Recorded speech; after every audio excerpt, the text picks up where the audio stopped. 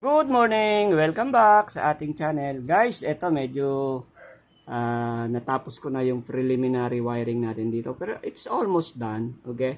So kung makikita nyo, this terminal blocks will be the power connection. So this will be where the student will try to do the power connections of our PLC training kit. Okay, so we are going to play with these two exhaust fan. Okay, now we are going to I'm planning to run it manually. Okay, I'm just waiting for the selector switch, so you can run it manually.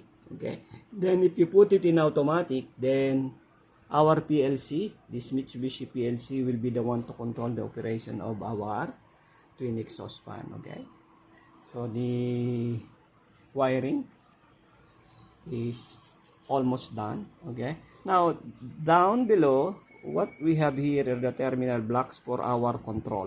Okay, so 1 2 3, we have 3 terminal blocks for our manual and automatic control. Okay, so this is my PLC training kit. Okay, then this side is for the motor control. This is for automatic operation only.